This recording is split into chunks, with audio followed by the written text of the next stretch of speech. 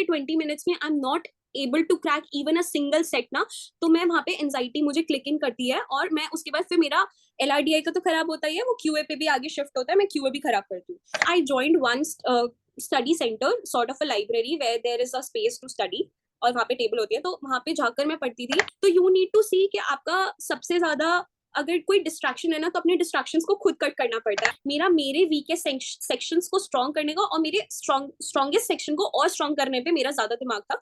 अपने आप को पूरा आइसोलेट मत करो. Whenever you are feeling burning out, it's okay to take break. मैंने अपना मेन गेम स्ट्रॉन्ग RC से ही किया है, RCs को ही प्रैक्टिस कर करके किया है. मैंने PYQ से मेन रिवीजन किया है. एकेडमिक्स का revision is very important. Let's say आप किसी भी कॉलेज का इंटरव्यू देने जा रहे हो ना, आपको समझना पड़ेगा कि अगर 10 मिनट का इंटरव्यू है, you can not stretch one answer इतना ज्यादा, वो प्रोफेसर्स इंटरेस्टेड ही नहीं. ओके, सो मैंने ना पहले वेट लिस्टेड लिस्ट खोली थी, क्योंकि वो सबसे पहले आ रही थी, and I was searching for my cat.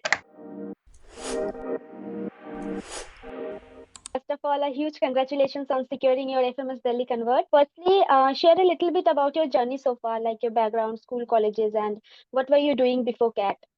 Okay, so my 10th percentage is 83.75. My 12th is 89.11. My graduation is also 84%.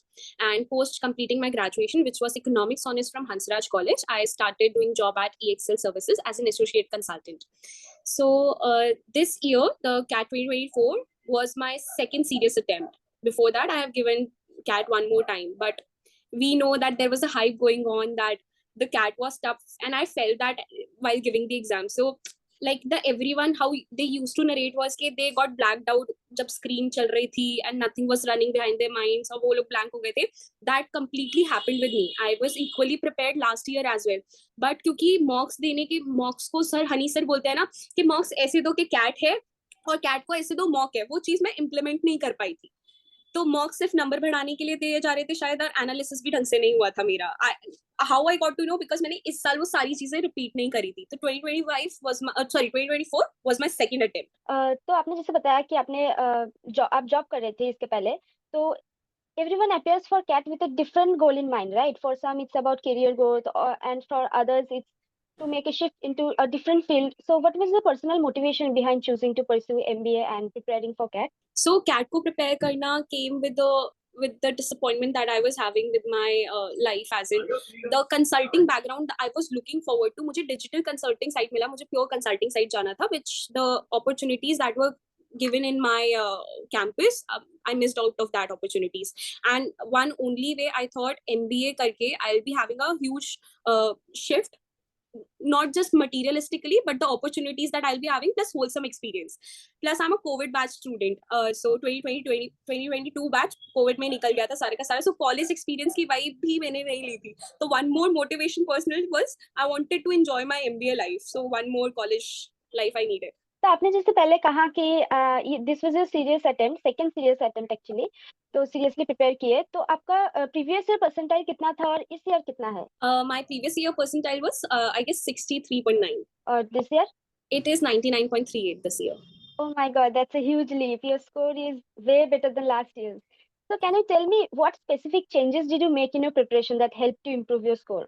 तो मुझे कैट के एक सीरियस अटेम्प्ट से ये तो समझ में आ गया था कि LRDI is my weakest section, और एग्जाम टाइम में अगर गिवन दैट स्टार्टिंग के 20 मिनट्स में I am not able to crack even a single set ना, तो मैं वहाँ पे एंजाइटी मुझे क्लिक इन करती है, और मैं उसके बाद फिर मेरा LRDI का तो खराब होता ही है, वो QA पे भी आगे शिफ्ट होता है, मैं QA भी खराब करती हूँ. तो मुझे पता था कि मुझे LRDI को इस लेवल पे लेके जाना है कि मैं उसकी कट ऑफ तो क्लियर कर पाऊँ. और मेरा स्ट्रॉन्गेस्ट सेक्शन मैंने VRC सेक्शन बनाया था अपना, क्योंकि VRC समथिंग जो आपको एक दिन में आपको चेंज देखने को नहीं मिलता, but if you are consistent with your practice ना, तो आप VRC में बहुत मतलब it could be a game changer, and that was the same case for me. और क्वांट्स में तो हनी सर जैसे बताते थे, गाइड करते थे, वैसे किया था. बट एक चीज थी, क्योंकि मैं EG के रिपीटर्स बैच में एनरोल थी, तो मेरे को सारी क्लासेस गो थ्रू करने की जरूरत नहीं पड़ी थी, क्योंकि मेरा सिलेबस पहले से ही कवर्ड था मोस्टली. बट कुछ टॉपिक्स थे, जैसे नंबर सिस्टम, PNC, ये मैंने छोटे छोटे छोड़ दिए थे पिछली साल. बट मैंने इस साल सोचा I am having time with me, let me complete all those topics, कि उनका लेवल ऑफ डिफिकल्टी 1 आएगा या लेवल ऑफ डिफिकल्टी 2 भी आएगा, तो मैं कुछ तो क्रैक कर पाऊंगी. तो इस बार मैंने मेक श्योर किया था कि मैं एक भी टॉपिक ना छोड़ू, और मेरी पूरी preparation strategy around mocks test revision के अकॉर्डिंग घूमी है। मैंने क्लासेस नहीं करी, मैंने सर की, लेट्स सपोज मुझे पीएनसी रिवाइज करना है, मैं पीएनसी फिर से रिवाइज करूंगी। सर ने टेस्ट डाले हुए थे हर टॉपिक के फॉर रिपीटर्स बैच, तो मेरी असली प्रैक्टिस सर के 20 मिनट्स टेस्ट, 10 मिनट्स टेस्ट से हो रही थी। ओके, तो आपने पिछले साल जो जो गलतियां की वो इस साल आपने रिपीट नहीं किया, और जो जो टॉपिक्स आपने छोड़ा था वो भी आपने कवर किया, फिर अपने टेस्ट के थ्रू आपने रिवीजन किया है पूरा चीज को। बहुत अच्छा स्ट्रेटेजी था। और जैसे कि आपने बताया कि आप जॉब करते थे while preparing, right? Right. Yes. तो आपने जॉब रिस्पॉन्सिबिलिटीज और स्टडीज एक साथ अपने बैलेंस कैसे किए? अपने आपका शेड्यूल कैसा था? सो मेरी जॉब का टाइमिंग आफ्टरनून में शुरू होता था 12 PM या 1 PM से, and it use to end at night 9 और 10 PM के आसपास। तो मेरा ये था कि मैं मॉर्निंग का टाइम मेरे पास सबसे ज्यादा होता था, एंड मेरे को घर पे रह के there is a lethargic there is a lethargic instinct, जब मैं घर पे रह के पढ़ती हूँ तो I end up sleeping. So I joined one study centre, sort of a library where there is a space to study, और वहाँ पे टेबल होती है, तो वहाँ पे जाकर मैं पढ़ती थी। Why I used to do that deliberately was क्योंकि मुझे वहाँ पे जाके ना, एक तो मेरे को नींद बहुत जल्दी आती थी तो मैं सोती नहीं थी, plus seeing other people study so well, I used to get scared, what if all the CAT aspirants are also studying the same way, may be I am lagging behind, I need to do that. तो वो consistency मैंने वहीं से बनाई थी। I used to take inspiration, wow people are studying for straight 8 hours, let me do the same. तो you need to सी कि आपका सबसे ज्यादा अगर कोई डिस्ट्रैक्शन है ना, तो अपने डिस्ट्रैक्शंस को खुद कट करना पड़ता है। आई स्टिल रिमेंबर, मैंने इंस्टाग्राम, व्हाट्सएप, हर टाइप की सोशल मीडिया से अपने आप को हटा लिया था। I used to have my phone, उसको भी मैं स्विच ऑफ कर देती थी, and I kept my parents inform कि I will be studying, if you want to contact me, I used to give my friends number कि इनके through कर लेना।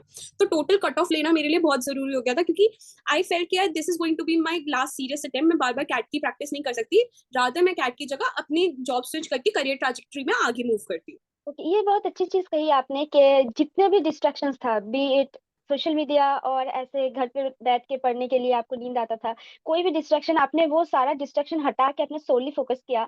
ये बहुत अच्छी चीज है। बहुत स्टूडेंट यही नहीं कर पाते हैं, डिस्ट्रैक्शन के लिए बहुत ऊपर नीचे होता रहता है थ्रू आउट द प्रिपरेशन उन लोगों के लिए। ये बहुत ही अच्छी बात है। It's really commendable. तो also from which colleges did you receive calls, और कितने सक्सेसफुली आपने कन्वर्ट किया है अभी तक?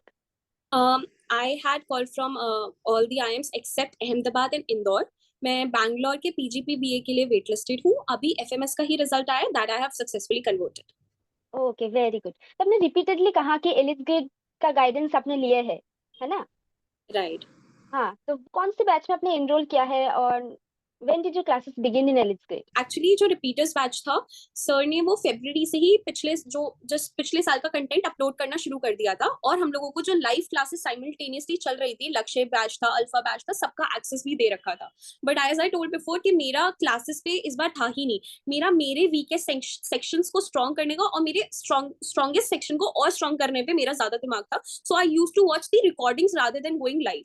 बट सर का जो मॉक्स का स्केड्यूल था, मैं उसे काफी हद तक फॉलो करती थी। मॉक्स का शेड्यूल और टेस्ट का शेड्यूल जो सर ने वीकली बना के दे रखा था, I use to stick to that. Also, that CAT preparation journey is often long and it's mentally exhausting, filled with highs and lows, especially when mocks fluctuate करता है बहुत ज्यादा, है ना? So how did you manage to stay consistent and avoid burnout during the long preparation phase? So it came with learning के no matter आप कितनी भी तैयारी कर लो, उस डी डे वाले दिन अगर आप एंजाइटी हो रही है या कुछ भी, अगर आप अपना दिमाग नहीं लगा पा रहे हो, यू लॉस दैट मोमेंट, और फिर वो नेक्स्ट 1 ईयर बाद आएगा। That was my learning from the first serious attempt. तो मैं इस बार थी, let me give my best. और जब भी मेरा बर्नआउट होता था, I use to hang out with my friends, I use to watch movies with my parents. तो मैंने ना अपना बना रखा था कि I don't want to attach myself to the result very much, कि अगर अदरवाइज रिजल्ट आते तो मैं उससे ज्यादा मेंटली अफेक्ट हूँ। तो one way to deal with it is, अपने आप को पूरा आइसोलेट मत करो। Whenever you are feeling burning out, it's okay to take breaks. I have scored 99, जो मैंने शायद जो 1 साल पुरानी कृतिका अगर इस साइड बैठी होती तो वो ट्रस्ट भी नहीं कर पाती कि oh I would be able to do that. So sometimes you have to leave things on the god and give your best. और एग्जॉशन सबको होता है, and it's okay to take breaks. हाँ, तो ये सही कहा आपने कि ब्रेक लेना बहुत जरूरी भी है, ये तो सही बात है। ऑल्सो आपने कहा ना कि आपने वीआर से बहुत ज्यादा स्ट्रॉन्ग कर लिए थे, तो आपने बहुत ज्यादा स्ट्रॉन्ग कैसे किए, ये अगर आप बताएं। सो मैं एक रीडर तो बिल्कुल भी नहीं हूँ, और नॉवेल्स रीड करना, न्यूज़पेपर्स, आर्टिकल्स रीड करना totally not my cup of T. तो रीडिंग की हैबिट डालना ही अपने आप में मेरे लिए सबसे बड़ा चैलेंज था। तो मैंने इसको फिगर आउट करने के लिए ये किया कि मैंने अपना मेन गेम स्ट्रॉन्ग आरसी से ही किया है, आरसी को ही प्रैक्टिस कर करके किया है। प्लस मैंने दिवाली के बाद से एक दिन छोड़ के एक दिन रोज वीआरसी का section, I use to start my day with VRC का सेक्शनल। और जिस दिन मैं वीआरसी का सेक्शनल नहीं देती थी, I use to practice 4 RCs and 12 VA questions, which is similar to VRC section itself, but मैं टाइम लिमिट में नहीं देती थी। एक और चीज होती है कि कभी कभी ना I use to be not satisfied with the RCs के आंसर्स जो मुझे मॉक्स में मिलते थे। तो मेरे को ये समझ में आया कि कभी कभी आरसीज के आंसर सेटिस्फैक्टरी नहीं होते, तो just to see my real performance कि इज इट मी जिसको लग रहा है कि मैं गलत हूँ या सच में आंसर्स नहीं आ रहे, तो मैं अपनी रियल परफॉर्मेंस हमेशा पीवाईक्यूज के वीआरसी सेक्शन से देखती थी। अगर पीवाईक्यूज के वीआरसी सेक्शन में आई एम परफॉर्मिंग डिसेंट, तो मतलब मैं सही पेस पे चल रही हूँ। लेकिन ऐसा मेरे मार्क्स कंसिस्टेंटली नहीं बढ़े हैं, कंसिस्टेंटली अप डाउन हुए हैं, लेकिन I was stuck with my strategy कि मेरे को स्टार्टिंग में मेरे को ये समझ में आ गया था कि मेरे वीए थोड़ा वीक है, आरसीज मेरे ज्यादा अच्छे हो गए। तो मैं 3 RCs पहले करती थी, देन मैं पूरा वीए सेक्शन करती थी। And if I am having let's say 8 minutes और 6 मिनट्स लेफ्ट, तो जो स्पेसिफिक क्वेश्चन नहीं होते कि सम लाइन इज गिवन और फिर पूछा जा रहा है कि इससे आप क्या इंटरप्रेट कर पा रहे हो, and then the options are given. तो मैं ऐसे स्पेसिफिक क्वेश्चंस ढूंढती थी, एंड देन मैं फिर से पैसेज को रेफर बैक करती थी, क्योंकि आप पूरा पैसेज पढ़ने का आपके पास टाइम नहीं होता जब लास्ट के मिनट्स बचे होते हैं। तो मेरा वीआरसी सेक्शन में ऐसा होता था, या तो पूरा ही लास्ट का आरसी छूटता था, या उसके मैक्सिमम 2 क्वेश्चंस को मैं अटेम्प्ट कर ही लेती थी। तो 4 RC तक जाना ही बहुत मुश्किल गेम होता है, लेकिन अगर आप 3 RCs तक भी पहुंच पा रहे हो और वहां पे अपनी एक्यूरेसी मेंटेन कर पा रहे हो, तो वो आपका VRC section would be on next level. तो मतलब आपने आरसी और वीए को दोनों को अलग अलग किया, और फिर जिस पे आप थोड़ा सा स्ट्रांग है उस पे आपने वर्क ज्यादा किया ताकि और ज्यादा स्ट्रांग हो जाए। And it very is impressive. Very well necessary for you to understand ना, ऐसे you have to play with your strategies a lot. मैंने बहुत सारी स्ट्रेटजीज ट्राई करी। एक बार फर्स्ट आरसी करते हैं, let me switch and do 2 questions of VA, then मैं सेकंड आरसी में जाऊँ। ऐसे करके मैंने बहुत सारी स्ट्रेटजीज ट्राई करी, तब मुझे समझ में आया नहीं, I am more comfortable with this one, और मैं इसमें ज्यादा अपने मार्क्स मैक्सिमाइज कर पा रही हूँ। Everyone is going to have their own strategies, you need to explore and test. हाँ, हिट एंड ट्रायल करना होगा स्ट्रेटेजी को लेके, ताकि समझ आए कि कौन सी strategy is well working for you, right? Right. तो आपने रिपीटेडली बोला है कि इस बार आपने सिर्फ मॉक्स दिए हैं प्रैक्टिस करने के लिए। तो आप ऐसे अप्रोक्सीमेटली बता सकते हैं कितने सारे मॉक्स दिए हैं थ्रू आउट द प्रिपरेशन? मैंने मोर देन 50 मॉक्स दिए हैं। I know that's a huge number, but let me tell you, मेरी प्रेपरेशन ही पूरी मॉक्स के अराउंड गई है। तो जो लोग अभी स्टार्ट करने वाले हैं, don't get overwhelm with the numbers that I am quoting over here, क्योंकि मैं रिपीटर्स बैच में रही हूँ। ऑल्सो आप जितने भी मॉक्स करो ना, इट इज वेरी नेसेसरी कि आप एनालिसिस करो। अच्छा, मैंने लास्ट ईयर क्या मिस्टेक करी थी, एनालिसिस एक बार किया छोड़ दिया, लेकिन मैंने इस बार स्ट्रैटेजी चेंज करी। मेरे को क्वांट सेक्शन में भी अपना गेम स्ट्रॉन्ग करना था। तो मैं ना जब एनालिसिस कर रही हूँ, तो आई यूज टू राइट, मैं 3 स्लैब्स बनाती थी, इजी, मॉडरेट और डिफिकल्ट। और जो 22 क्वेश्चंस होते थे ना, उन 22 क्वेश्चंस को उसमें स्लैब्स में लिखती थी, कौन से वाले डिफिकल्ट थे, कौन से वाले मॉडरेट थे। जब मैं 10 मॉक्स दे चुकी हूँ, तो मैं फिर से रिविजन करने आऊंगी और इन क्वेश्चंस को फिर से देखूंगी कि मुझसे फिर से सॉल्व हो पा रहे हैं कि नहीं। तो इट इज इंपॉर्टेंट कि अगर आपने एक मॉक एनालिसिस कर लिया है, उन क्वेश्चंस को फिर से रेफर बैक करो specifically for the quant section, क्योंकि एलआर की भी स्ट्रैटेजी दिमाग में याद रह लेते हैं, क्वांट्स आप बहुत जल्दी भूलते हो। और कुछ कुछ लैंडमार्क क्वेश्चंस होते हैं जो आपको टेस्ट देते देते और जितनी प्रैक्टिस असाइनमेंट करने के बाद ही आपको समझ में आती है, लैंडमार्क क्वेश्चन है, पढ़ते ही पता लगता है कि इसको सॉल्व कैसे करना है, मेरे को कौन सी डिजिट उठानी है और फॉर्मूले में सीधा पुट करना है। तो वो चीज भी उसी से ही बिल्ड होती है। ऑल्सो सीएल मॉक्स में एक बहुत अच्छा फीचर है, ड्रिल डाउन एनालिसिस। तो let's suppose you have given 10 मॉक्स, आप ड्रिल डाउन एनालिसिस लगाओ उसका। तो उसके अंदर ना पाई चार्ट्स, बार ग्राफ्स बने आते हैं कि कौन कौन से क्वांट्स के सेक्शन थे, आपने कितने अटेम्प्ट किए, कितने रॉन्ग थे, और इसमें से आपकी नेगेटिव मार्किंग कितनी हुई। तो मैं ड्रिल डाउन एनालिसिस से देखती थी कि ओके, अभी एवरेजेस की प्रैक्टिस करनी है मुझे, मेरे एवरेजेस में मैं अटेम्प्ट तो कर रही हूँ, लेकिन मेरी इसमें एक्यूरेसी नहीं है। तो मुझे उस ड्रिल डाउन एनालिसिस से पता चलता था कि मेरी एक्यूरेसी कौन से सेक्शंस में नहीं है। तो ये बहुत अच्छा सीएल का फीचर है, which I have used a lot. That's honestly brilliant strategy. Also ये बहुत इंपॉर्टेंट है कि जिसमें आप एवरेज हो उसको बेस्ट बनाना चाहिए। लोग ना एवरेज में आके अटक जाते हैं कि अब तो ये हो गया, अब वीक में चले जाते हैं, बट नो, एवरेज को स्ट्रांग बनाओ फिर वीक पे आ जाओ। ये बहुत ही अच्छा है, मुझे बहुत अच्छा लगा सुन के। तो ये भी होता है ना कि नवंबर में एग्जाम होता है तो 1-2 महीने पहले 1-2 मॉक्स खराब हो जाता है, तो मतलब एकदम मोटिवेशन ही डाउन हो जाता है, तो उस टाइम आपने कैसे कोप अप किया उस सिचुएशन को? उस टाइम पे ना आपके फ्रेंड्स का रोल आता है, and by friends I met some really good people over here in ईजी, जो खुद भी उसी सेम चीज से गो थ्रू कर रहे थे। तो जब like minded people are going through the same thing ना, तो आप एक दूसरे को मोटिवेट करते हो, नहीं नहीं नहीं तू कर लेगी यार, तू तेरा यहाँ पे ही तो गलत हुआ, इससे पहले वाले मॉक्स में सही था। Sometimes you need the validation from the other person, दो आपको भी पता होगा कि हाँ यार ये एक ही मॉक खराब हुआ। उस टाइम पे ना आउटर वैलिडेशन मेरे लिए बहुत वर्क करी थी, and I am grateful that I met some really good people over here in ईजी, जिन्होंने मुझे इवन एनालिसिस में भी हेल्प करी है। तो आप जब अपनी प्रिपरेशन जर्नी में जा रहे हो ना, कनेक्ट विद पीपल जो सेम प्रैक्टिस से जा रहे हैं और आप ही की तरह सीरियसनेस समझते हैं एग्जाम की। It doesn't need to be 5-6 people, दो इनफ है, इवन वन भी इनफ है। You just need one person to tell you, validate you, and it should be a positive, and that person should be very positively driven, क्योंकि इस time पे अगर आप negativity, already आपका दिमाग ओवर थिंकिंग के जोन में चला जाता है। सो मोटिवेशन सीख करनी उस टाइम पे बहुत ज्यादा इंपॉर्टेंट हो जाती है। और discipline, motivation is very temporary चीज।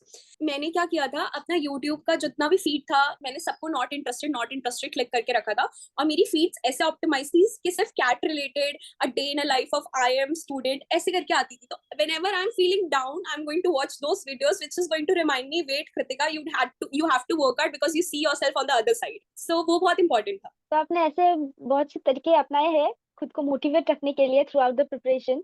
ऑल्सो रिविजन बहुत एक इम्पोर्टेंट स्टेज है थ्रू आउट द प्रिपरेशन, क्योंकि if you don't know how to approach a certain question, it doesn't matter how many marks you have given और whatever you have done throughout the year, right? So how did you structure your revision in the last 30 to 45 days before CAT? So last 30 to 35 days एक तो sir की classes थी, जो sir all day long वाली लेते थे।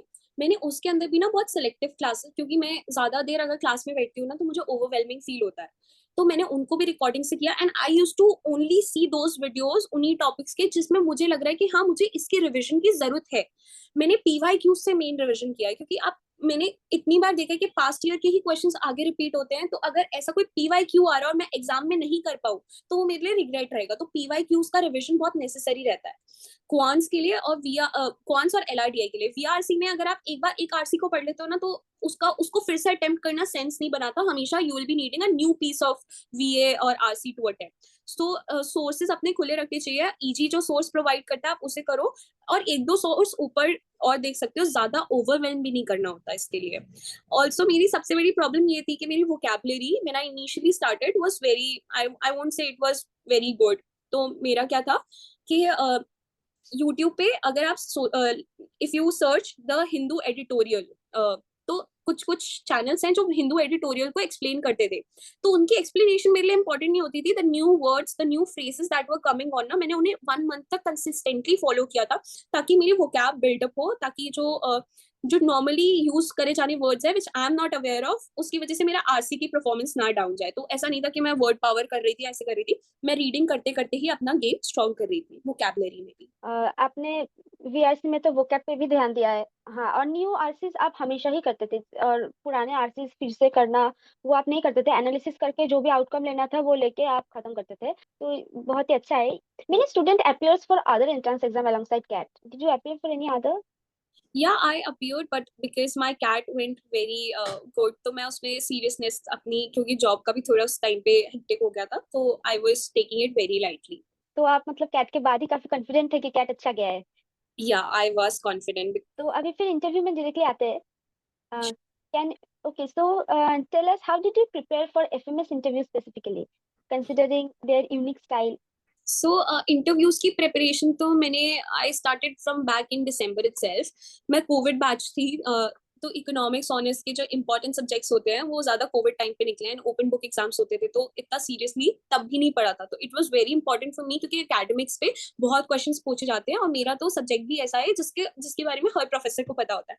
तो from December itself मैंने micro economics, macro economics, statistics का रिविजन शुरू कर दिया था। और मेरी आदत है, I make very beautiful notes. तो और मेरे नोट्स ना बहुत छोटे छोटे होते हैं, सिंगल पेजर बोथ साइड। मेरी micro completed, same with stats, तो मेरे को जैसे छोटा छोटा लिखने की आदत है। तो मेरे को जब I am revising it for the next time, तो मुझे ये नहीं रहेगा कि बहुत सारा रिविजन करना है। ये मैं अपने आप को मेंटली ये रखती हूँ कि ओके जस्ट 3 पेजेस ही तो है, I have to just revise these 3 pages. तो whatever I am doing ना, I will be writing it. अब क्या होता है, जो नॉर्मल एचआर क्वेश्चंस होते हैं उसकी तो प्रेपरेशन शुरू हो चुकी थी, इन्हीं के साथ साइमल्टेनियसली चल रही थी, बट एक्सटेम्पोर में प्रैक्टिस करना जो एफएमएस में स्पेसिफिकली आता है, वो एक डिफरेंशिएटिंग चीज होती है from the other interviews that I have given. So उसके लिए मैंने प्रैक्टिस करी थी, sitting up with my friends, having some topic और उसके ऊपर सोच के कम्युनिकेट करना। स्टार्टिंग में प्रॉब्लम हुई थी to get that confidence and everything, but eventually I landed up having a good confidence with even the extempore topics. Plus academics का revision is very important. मैंने FMS के interviews में जितने भी transcripts पढ़े थे, specifically from my course itself, मेरे को रियलाइज हो गया था कि इवन जो ट्रम्प की अभी टैरिफ पॉलिसीज चल रही हैं, जो आरबीआई अभी रेट कट कर रहा है, सबका इकोनॉमिक इम्प्लीकेशन पे मेरे से पूछा जा सकता है। तो मेरे को अपनी बुकिश नॉलेज को अपने करंट अफेयर्स से मर्ज करके ही आगे पढ़ना था। तो मैंने उसी को ही मेक श्योर किया। मेरी एफएमएस इंटरव्यू में भी उसी के अराउंड चीजें घूमी है। I was able to answer the question that they were asking. तो आपको बस उन्हीं में से पूछा गया था या फिर अदर टॉपिक्स भी कोई था करंट अफेयर्स रिलेटेड जो आपको पूछा गया था? सो एफएमएस का इंटरव्यू ना 10 मिनट से ज्यादा चलता ही नहीं है। तो ओके। एक्सटेम्पोर में यू कैन एक्सपेक्ट 2 मिनट वहीं जा चुके हैं, एंड रेस्ट 8 मिनट्स में मेरे को मेरी प्रोफाइल के अराउंड और करंट अफेयर्स के अराउंड ही घुमाया था। And I was able to answer because Trump is very hot topic, और मैं इतने सारे इंटरव्यूज दे चुकी हूँ, तो मुझे मोस्ट एक्सपेक्टेड क्वेश्चन क्या थे and how I need to answer it, वो मेरे लिए बहुत जरूरी था, वो मैं प्रैक्टिस कर चुकी थी। आपको ना इंटरव्यूज, लेट्स आप किसी भी कॉलेज का इंटरव्यू देने जा रहे हो ना, आपको समझना पड़ेगा कि अगर 10 मिनट का इंटरव्यू है, you can not stretch one answer इतना ज्यादा, वो प्रोफेसर इंटरेस्टेड ही नहीं होंगे। You need to keep your answer short and crisp. तो आप जिस भी कॉलेज के लिए प्रिपेयर कर रहे हो, उनका देखो कि उनका एवरेज टाइम क्या चल रहा है, हाउ मच, और कुछ कुछ लाइव में भी पता चलता है कि how much are professor interested in hearing you. So वहां पे भी आपको जजमेंट बनानी पड़ती है तभी के तभी कि हाँ, is it even worth explaining them more, या फिर अभी यहाँ पे हो गया है, तो वो जजमेंट भी वहां पे काम आती है। Very nice. तो आपका फर्स्ट रिएक्शन क्या था जब आप देखा कि एफएमएस कन्वर्ट हो गया? ओके, सो मैंने ना पहले वेट लिस्टेड लिस्ट खोली थी, क्योंकि वो सबसे पहले आ रही थी, and I was searching for my CAT ID, और मैं ऐसे थी okay, I am not here in the list, let me check the wait listed one. और मैं फिर ओरिजिनल वाली खोल के देख रही थी कि ये वेट लिस्टेड वाली होगी, देन आई सो नहीं यार, ये तो फाइनल लिस्ट है। Oh I made it. I was like, it was 12 at night and my parents were asleep, so it was of no sense of waking them up, so I was not even able to sleep for the whole night. I was so happy कि finally the hard work I have been doing from past 2 years has finally paid off. So एक confidence कभी कभी ना आपका shatter हो जाता है, जो जब तक आप मटीरियलिस्टिकली आप चीजें अचीव नहीं करते ना, वो आपको आता नहीं है। तो वो कॉन्फिडेंस ना जंप मारा था कैट के रिजल्ट के बाद से, जो जा चुका था, और उसके बाद थिंग्स आर गोइंग वंडरफुल। अगर कुछ मैसेज देना हो जो लोग प्रिपेयर कर रहे हैं कैट 2025 के लिए, कौन सी मिस्टेक्स उन लोगों को अवॉइड करना चाहिए ताकि उनका भी स्कोर बढ़े, तो क्या एडवाइस होगी? आप क्या देना चाहेंगे एडवाइस? मेरी एडवाइस ये होगी, जितने भी हमारे ईजी के टीचर्स हैं, they wants us to achieve the best, तो वो स्केड्यूल बहुत ज्यादा बना के देते हैं, but we know our schedule, working professional हो या स्टूडेंट हो, अगर 10 चीजें दी है, even if you are able to do 6 or 7 things out of that, just make sure आप उसे ही अच्छे से कर रहे हो। इट्स ओके अगर चीजें छूट रही हैं, बट जितनी कर रहे हो उतनी अच्छे से करो। और जब भी ओवरवेलम हो रहे हो, please take break, please talk to your friends and surround yourself with beautiful people, because ये जर्नी टफ है, और मोटिवेशन टेम्पररी है। Keep yourself discipline instead. तो आपने जैसे अभी कहा कि ईजी के फैकल्टीज शेड्यूल बना के दे देते हैं स्टूडेंट्स को, और थ्रू आउट द प्रिपरेशन वो रहता है स्टूडेंट के साथ। So if a fellow CAT aspirant ask your opinion on your experience with Elites grade, then what would you share them? Gaurav sir और Honey sir is like the देवता, जिसकी हर किसी को सुननी चाहिए, and their schedule is like the Bhagavad Gita. Just make sure whatever they are telling you, you do that. अगर तुम नहीं भी कर पा रहे हो, इट्स ओके, आप बाद में कवर अप कर लो, ओवरवेलम मत हो, बट लिसन टू